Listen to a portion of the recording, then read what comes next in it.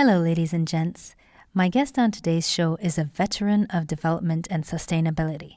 Seta Tutundjian spent 15 years working with USAID in Jordan, strengthening institutions and working on policy reform. She is currently the Director of Programs at the International Center for Biosaline Agriculture, or ICBA, a non-profit joint venture between the UAE government and the Islamic Development Bank. Seta has spent the last 4 years at ICBA, where she focuses on breeding crops in the world's most challenging environments. I learned that the world is becoming increasingly saline, and this is becoming a huge challenge for agriculture. 2,000 hectares of arable land is being lost daily to salinity. We talked about how the poorest 1 billion people on the planet live in marginal environments, and how their lack of good soil or water limits their ability to farm their way out of poverty and hunger. I was shocked at how few crops are being farmed commercially relative to the huge variety of palatable species available on our planet, and the health problems that this limited diet poses. We also discussed how food security is not enough anymore, and how countries are now looking at nutrient security to address rampant malnutrition. So let's get into it.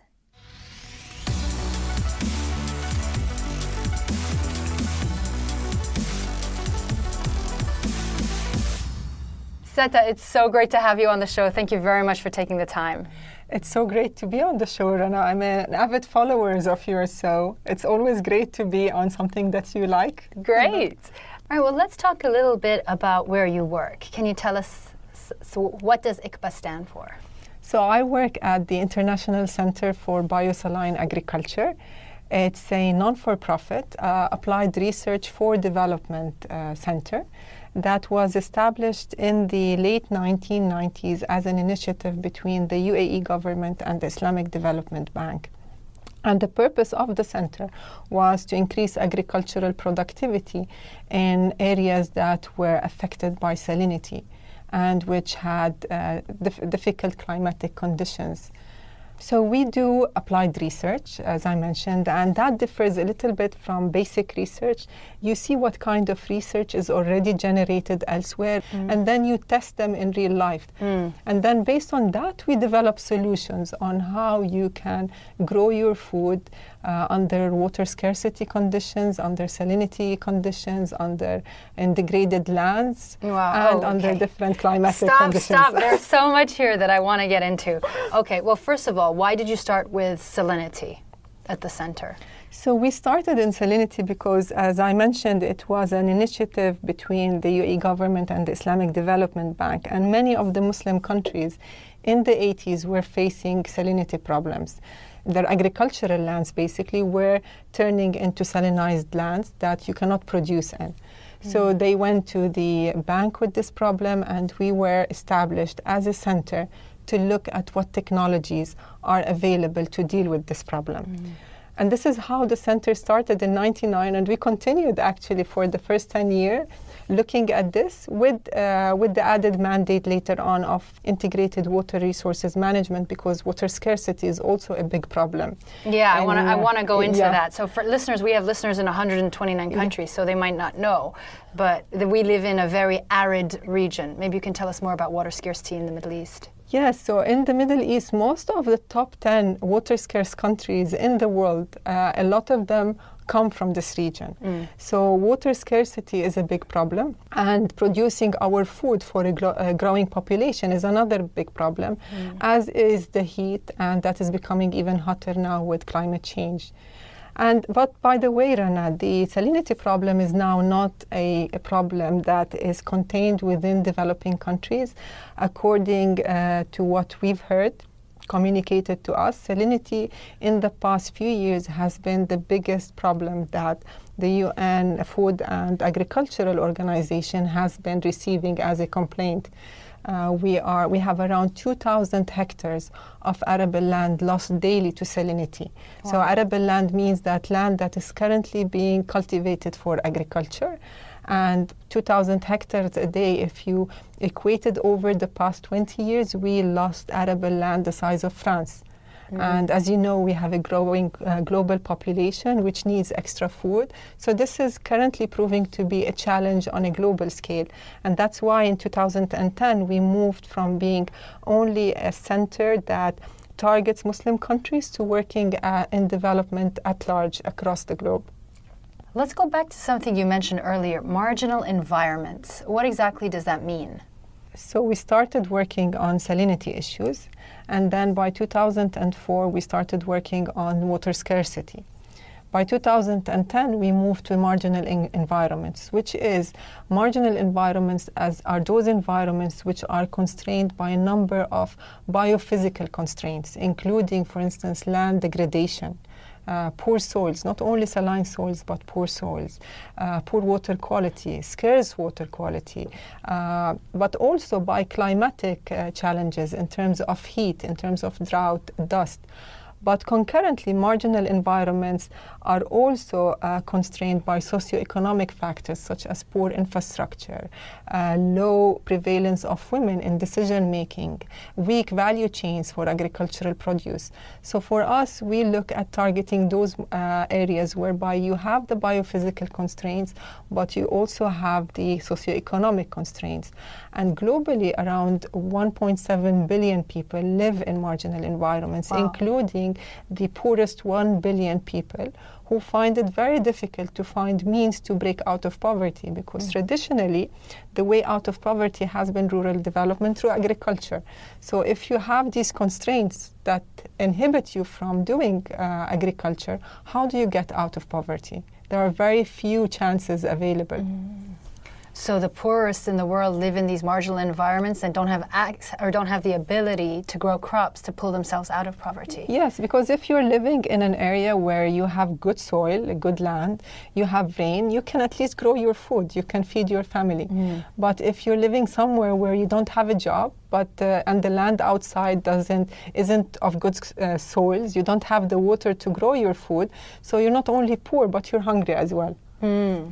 It's funny, you know, many months ago I had Dr. Alma Obama on the podcast, on When Women Win. And she does great humanitarian work in Western Kenya. And part of what she does is redefine poverty. So she goes to them and say, you are not poor. The fact that you can grow stuff in your backyard means you are not poor. So yeah, I agree. At least you can get out of the hunger dimension of poverty. Poverty has many dimensions, and hunger is one of them. Education is another. So that's a completely different field in terms of how you get out of poverty. But if you have good land, at least you can go without being hungry. Yeah. And so what does ICBA do around marginal environments? How do you support them?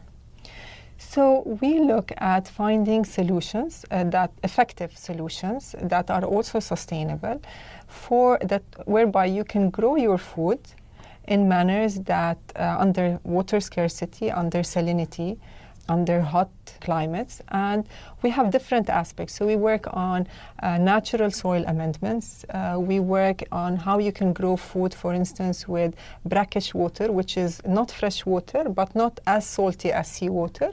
But we also work on crops that you can irrigate with seawater. Wow. So a big component of our work is plant breedings, or what we call underutilized plants or forgotten plants. And these are plants that are not in the common diet. There are around 500,000 species of plant species. And of those 100,000 we've used as humans throughout history for different uses, whether for our food, feed, building, medicine, for different things. Of these 100,000, we know that 30,000 are palatable for us. So we would enjoy how they taste, or some people would enjoy how they taste. And 7,000 we've used as humans throughout our history on Earth as our food. But currently,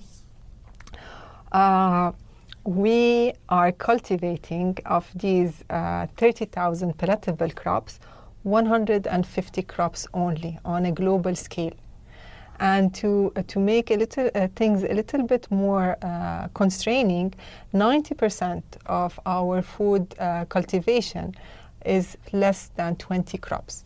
out of 30,000 possible crops we could eat. Yes, out of 30,000 possible crops we can eat, we are cultivate. 90% of our cultivation for food is fewer than 20 crops. Wow. And in total, we're cultivating only 150 crops.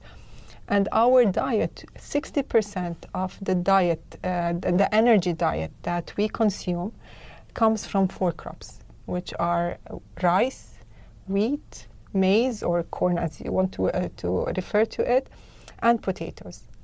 And this limitation of our diet is concerning. At least to us, it is worrisome for many reasons. But let's touch on the health aspects. This constraining of the diet coincides with our observation of an increased rate of diet-related diseases, of overeating, for instance, such as obesity. But it also coincided with malnutrition or nutrient deficiencies. So we have around 1.5 million people that have one or more nutrient deficiencies. Million or billion? Billion, yeah. And these people are not necessarily hungry, right? It's just that they're eating crap. It's not crap. Like the initial, before the current Sustainable Development Goals, we had the Millennium Development Challenges, and under it we also looked for no hunger. And at the time we looked at no hunger in terms of filling the belly or making people not go to bed hungry. That was one of the mottos, for instance. Currently, with the new agenda, we defined, or the global community found, that you cannot go only with food security without nutrition security.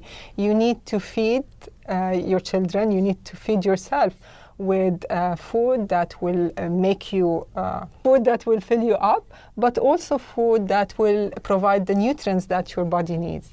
And this is, and currently, our diet, unfortunately, the limitations we have imposed on our diet is leading many to have nutritional deficiencies.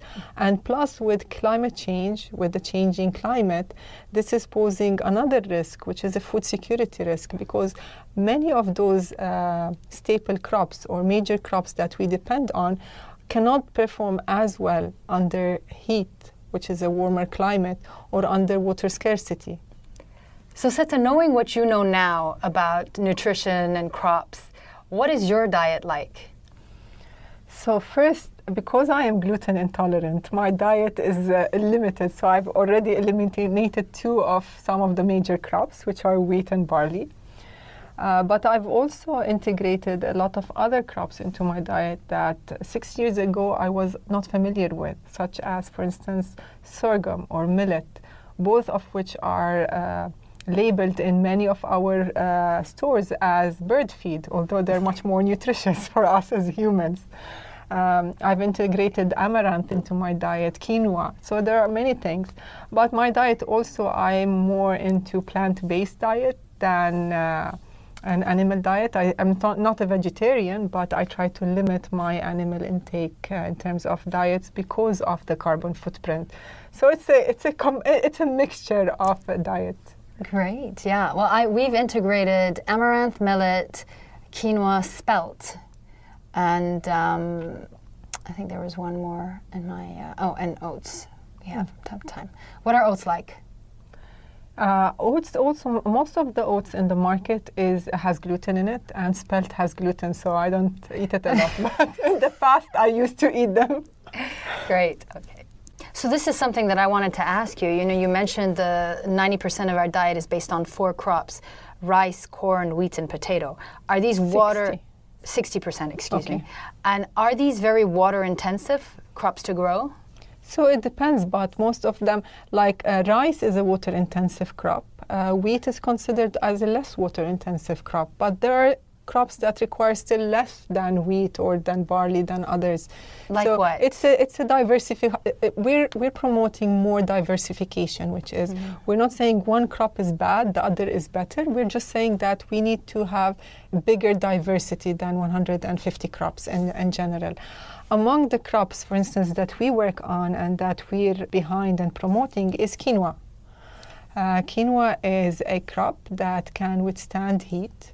You can grow it in hot climates? You can grow it in hot climates. You can grow it in a variety of climates. So when we talk about quinoa, within quinoa you have several genotypes, more than 6,000. What? So you have, a variety of to choose from. Some of them are for more temperate environments, some are for more hot environment. We at ICBA, we concentrate on the varieties that can withstand heat. They can withstand also drought. They don't require as much water. Actually, to produce optimum quinoa production, you need less water than wheat, maize, barley, or rice would even give you a crop. And the nice thing about the varieties that we're working on, that they can also withstand salinity. So you don't need to give them fresh water. You can give them brackish water or water that you cannot use for any of the other varieties. Wow, quinoa sounds like a rock star. Yeah, it is. That's why it's also called a super crop because of its nutritional profile. So we look at the nutritional profile of quinoa. It is filled with micronutrients. It has high portions of iron, of calcium, of other minerals, of fibers, of protein. One of the studies that I've seen is that 10 grams of quinoa a day might be integrated into the diet of a child, could actually eliminate stunting in Africa. And that's one of the conversations we're trying to open with other leading organizations that are working in Africa on how can you integrate it within the diet. You can integrate it as part of the bread mixture or part. It's not a big portion of the diet, but it needs to be there. And there are many other such crops, Rana. Yeah. What are other crops like quinoa? I want more super crops in my world. So there are other super crops. We're not working with other super crops because concentrating on breeding one crop, it's a multi-year effort that takes a lot of resources. So our work on quinoa started in 2007, and we're still working on the breeding. So there are centers around the world that do that. But at ICBA, we've worked heavily on fodder grasses, which are grasses that you can provide as feed to animals. And these grasses, they need around 40% less water than the other grasses that are currently used for animal feed.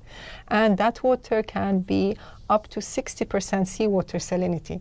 So these are grasses that you can introduce to areas where currently they cannot produce any animal feed to give their animals. So that is as an alternative.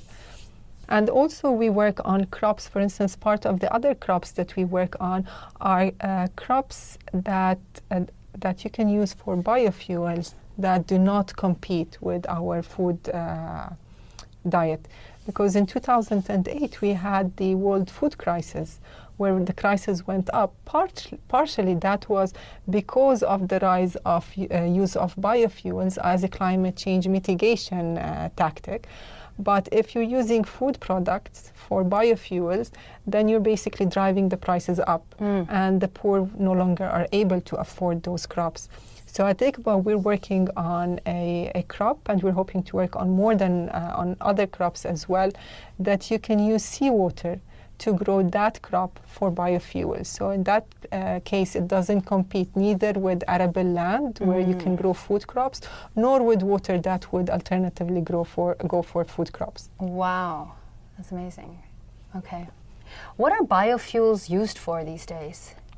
So there are many uses for biofuels. It is basically a plant-based oil that is a substitute for fossil fuels.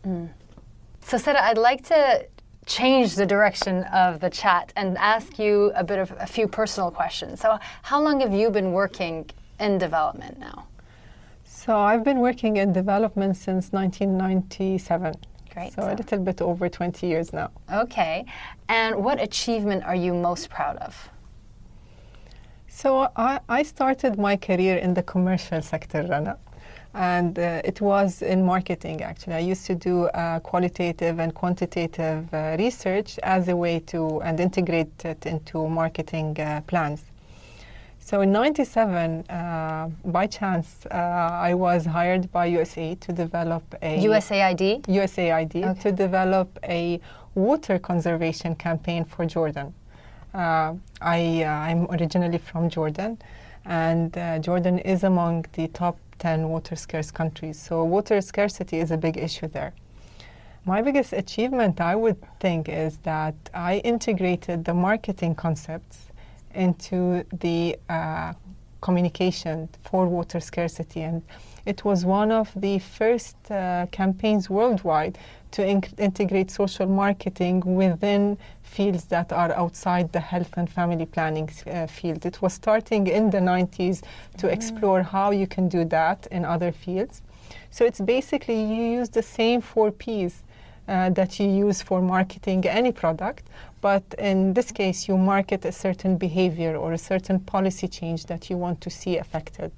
So I would consider that was my first foot in the development door, and I never left it because it's a nice feeling to be working when you feel that whatever you're doing is at the end of the day contributing for a better world for everyone. Yeah, sure. That's amazing. But is it fun? It is fun. What do you do for fun? I like hiking, or I used to like hiking much more when before I had kids. I'm now rediscovering my hobbies, from hiking to painting. I like to read a lot, both fiction and non-fiction. I try to balance it. And what's a book you've recently gifted somebody? So I gifted The Tipping Point recently to somebody because it's one of my favorite books. It's also into marketing. It's how you get things into mainstream. Tipping Point is one of my favorite books, but my favorite Malcolm Gladwell has to be Outliers. I haven't read that one. Then I'll gift you that one. Yes. Brilliant. All right. Is there someone who has influenced your life or career? Yes, actually. I had one of my early bosses. She was a woman. Her name was Cicely. And I still remember she was my boss probably for a year and a little bit over a year. And she was a good mentor. And before she left, she gave me a good piece of advice. She told me, you know, whatever you want to do, wherever you want to go, Seta, concentrate on your presentation skills and developing your writing skills. Those are the 2 skills that could take anyone anywhere if you have the technical skills developed as well. And I took that to heart. I worked on those 2 skills, and I still, when I look back, I think that advice has helped me a lot. Oh, wow. Well, that's an actionable tip for listeners. Work on your writing skills and presentation skills. Fantastic. Well, that's a great place to end. Thank you so much, Seta. Where can listeners find you? So I'm on LinkedIn the most. I'm most active on LinkedIn, and also on Twitter at Seta4 as a number 4. And at ICBA, of course. Great. Thank you so much for your time. This has been a pleasure. Thank you, Rana, for hosting me. I hope you enjoyed today's episode. I'd love to hear from you, so please head over to whenwomenwinpodcast.com to give feedback. While you're there, you can find all episodes and show notes, and sign up for our monthly newsletter. Wherever you're listening right now, do remember to hit the subscribe button to be notified of future episodes. And please write a review when you can to let others know what to expect. Thanks, and have a great day.